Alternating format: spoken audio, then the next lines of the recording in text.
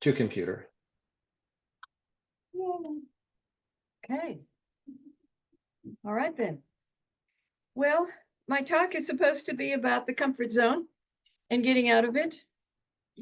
And since I gave that talk about 8 months ago, I decided that I was going to modify it a little bit because there is, excuse me, there's a difference between the comfort zone, the safety zone that we all hear about so much and people like to cuddle up in, and true peace. Because that's not true peace. That's an attempt to keep the danger, the threats away, the disruptions away, and have just the way everything I want it to be.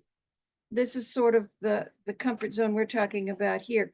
And a lot of people don't like to use the word comfort zone because they want comfort so bad that we say safety zone. And they'll say, oh, that sounds better, because I don't want to give up my creature comforts. And nobody's really asking you to. It's just don't become addicted to them, right? That's the idea. Now, it was interesting. I had this experience this week. I had bought some items that I thought I would use for stocking stuffers for my brothers. We didn't get to spend Christmas, so I'm going to Texas in March, and we'll have Christmas in March. And I got them, and then when I got them home, I said, these don't look like they'd be of any real use to them. It was a bottle opener and a cutter and then a two-way screwdriver. And these just really aren't going to do it. So I took them back to the hardware store.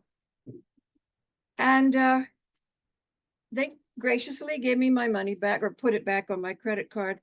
And as I walked out, I heard the young man, I'm thinking the manager, saying, well, now we're in the red for the morning.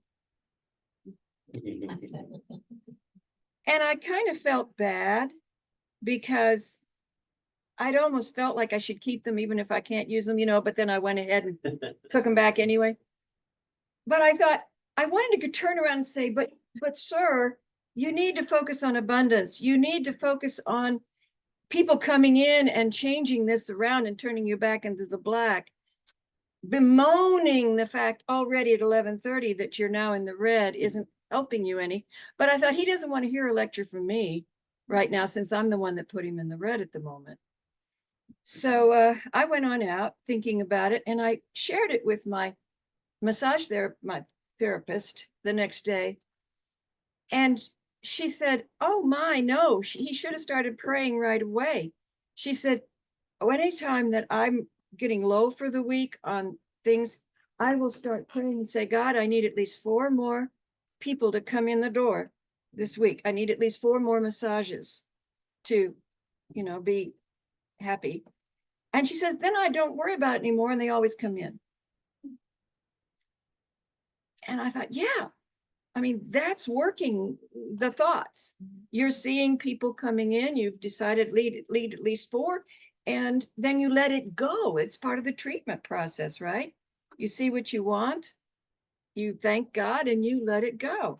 Well, what would be your knee-jerk reaction in a situation like that? I'm sure you already have been thinking about that, just in a comparison of the young man's reaction, my reaction, the masseuse's reaction, people that are in business for themselves. First thing, what would be the first thing we need to do in any situation, but in a situation like that? What should be our pattern of response? And it is a pattern of response. That's why I said your knee-jerk reaction. It's not the delayed reaction that you go first. You go, oh no, what am I going to do? Everything. No, wait a minute. Stop. That's good. We need to stop. But if it becomes your knee-jerk reaction, to immediately go say, okay, God, we just went in the hole. We want to come back up again. We want to see those dollar signs, and immediately go there and animate that instead of the downer depression that I've heard in the voice of the young manager. Michael Beckwith says, if you have sincere self-discipline and a sincere availability to the love that is trying to know itself as you, I like those words, to the love that is trying to know itself as you, you'll go out into the world and nothing will change you or disturb your consciousness. That's true peace. But you notice he used the word self-discipline and sincere self-discipline, which includes practice. We should never become discouraged if we're not there already. If we recognize that if I had been working at the store for 3.5 hours and somebody came in and returned something and no one else had been buying anything all morning, that, you could get discouraged, but then catch it really quick as soon as you can and turn it around for yourself. So it's don't want to be perfect already, just keep working, in the right direction and reinforce every time that we do it. Ernest Holmes is the founder of Science of Mind and Centers for Spiritual Living. He says, we do not change all of the patterns of our thought in a moment. Rather, it takes place little by little until gradually the old thought patterns become transformed into new ones by some inner alchemy of the mind, the operation of which we do not see, but the manifestation of which becomes our experience. So we're going to have the manifestation of what we want as we develop these patterns that bring us closer and closer to imaging, putting out the thoughts that we do want, instead of energizing the ain't it awfuls that life may bring in our path. And it's not just financial, although I love that they were singing about prosperity tonight. Science of Mind emphasizes the power of living outside of our comfort zone as a means of personal growth and spiritual evolution. The comfort zone, on the other hand, represents a state of familiarity and routine that feels safe, but at the expense of stagnation and limited self-expression. We can box ourselves in so easily and not even notice that we're doing it. And so this is just a simple reminder that says, hey, if somebody says, hey, you want to go do this? And you go, oh, I don't know. I've never done that before. That's a good reason to go do it. Because you're going to learn something, you're going to stretch, and you'll discover more about yourself in the process. By stepping outside of the comfort zone, individuals open themselves up to new experiences, challenges, and opportunities for self-discovery. This act of stretching beyond the familiar boundaries allows for personal transformation, expanded awareness, and the realization of untapped potential. Doesn't that sound great? Then why aren't we all doing it every minute of every day?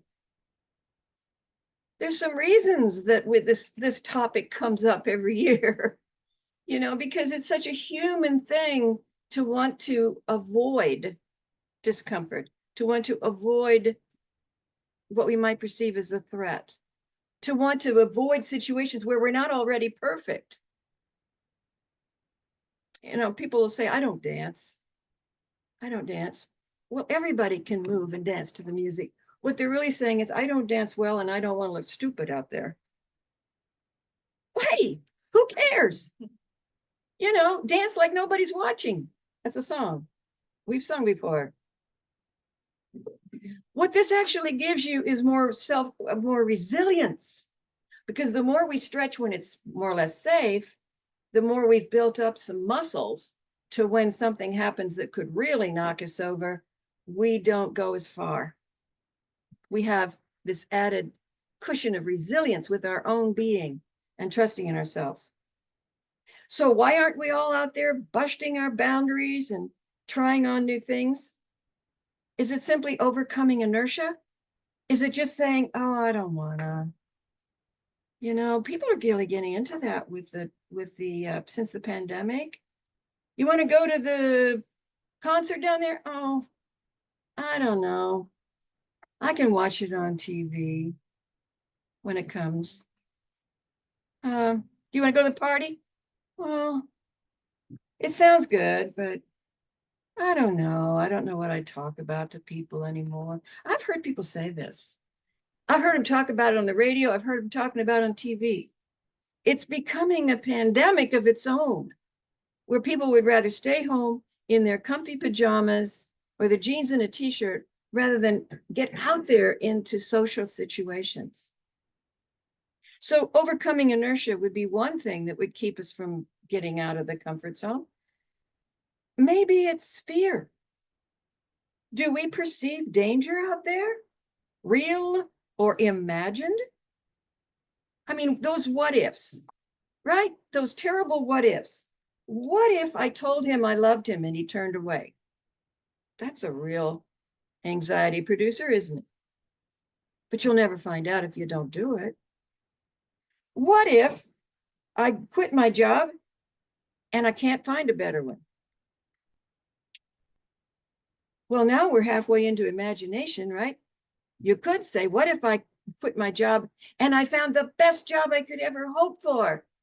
I drew it right to me with excitement and positive thinking and receptivity. But instead, people will say, what if I quit my job and I don't find another one? Ooh, now we're using imagination in the wrong direction. And we're stifling ourselves in the process. Or what if I get a better apartment than the one I hate, only to then lose my job, and then I can't even pay the rent? Now that is total imagination. Because you haven't lost your job. You're simply saying, dare I step out on a limb and make a lease here in case I would lose my job? Oh dear. And people do that. Not you guys. I'm talking to the choir. But people do that, right? And so we have to really ask ourselves, what's holding me back from stepping out? Perhaps a lack of tools, that if we got ourselves into a bit of trouble, that we would know what to do about it. And maybe you do take a risk and it doesn't seem to be working out right away. Take that poor guy at the hardware store. He was a young man. He, as far as I could tell, he was the new manager there because I'd never seen him before. Did he inherit the place from his grandfather? Or did he buy it because the grandfather decided to retire and they thought this would be a great investment? And then he's seeing not enough people coming in February, which is not when people are out in their yards. Or is he just a new manager that wants to make a good impression on his boss and this isn't working? But he just built his inventory. Well, the store's been in business 40 years. And that's why I'm saying maybe he got it from his grandfather or maybe he bought it. I don't know. The point is he was on a limb and it's clearly not working out for him in that moment that I was there. And he didn't seem to have the tools that we are taught in Science of Mind. So at those moments that we do step out on a limb, we have to be willing to trust ourselves and trust the process, even when the appearances don't look that promising in the moment. Marianne Williamson, the N is missing. That's where that came from. Okay, the spiritual journey is the relinquishment of fear and the acceptance of love back into our hearts. Love is the essential existential fact, the essential existential fact of being. It is our ultimate reality and our purpose on earth. To be consciously aware of it, to experience love in ourselves and others, is the meaning of life. Now, I know I just jumped from anxiety over going broke to love, but that is the point. There is nothing that enough love and trust in God cannot handle. And to be able to flip out of the fear and into love is the best tool that we could develop for ourselves. I came across a Kuan Yin card. I mean, I get my information from everywhere these days. And I happened to look at this Kuan Yin card that wasn't in the box. I said, okay, where did this come from? And you know what it said? Release judgments about yourself and others and focus on the love and light that is within everyone. Isn't that a nice addition to this? See, we can get our inspiration and our lessons, our guidance from anything and everyone and everywhere.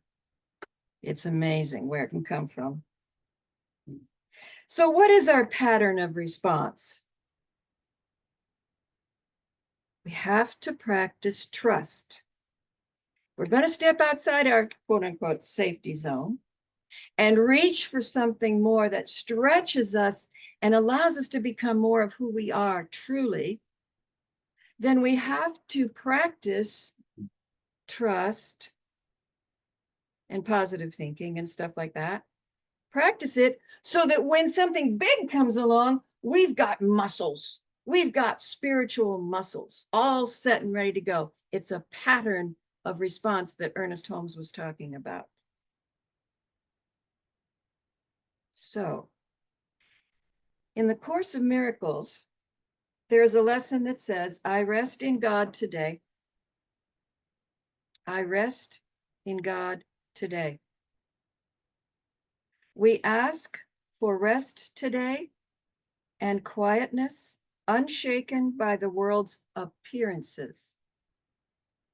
We ask for peace and stillness in the midst of the turmoil born of clashing dreams. Think of those what ifs I went through. Clashing dreams. I want a new job, but what if? I want a relationship with this person, but what if?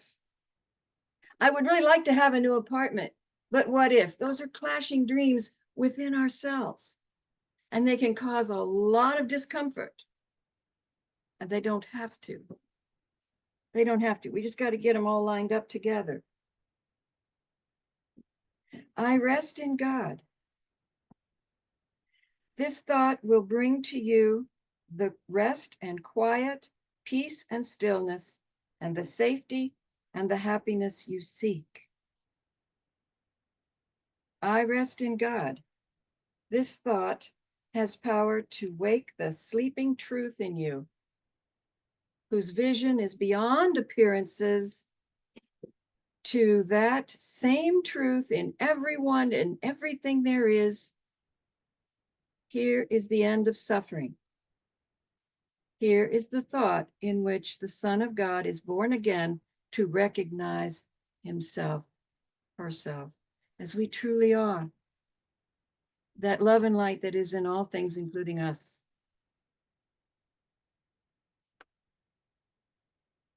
We can't venture beyond our comfort zone if we are terrified of what will happen. But we can if we have developed trust in God to the point that we can also trust ourselves and know that we'll be okay no matter what happens. No matter what happens, we'll be okay. We'll survive this. Those 4 words, I rest in God, completely undismayed. This thought will carry you through storms and strife, past misery and pain, past loss and death, and onward to the certainty of God. So let's go back to that hardware store owner for a minute. What if he had said, as I walked out the door, I rest in God. I know that I am a holy child of God and an extension of source energy, the perfect expression of spirit, of love living as and through me. Everything is in divine order and I am abundantly supplied. Thank you, God. I know that all is well. Namaste.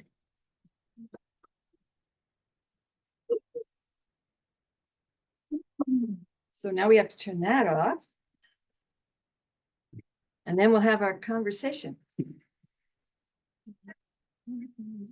So you might be thinking about what you want to say. Examples, questions, thoughts, arguments.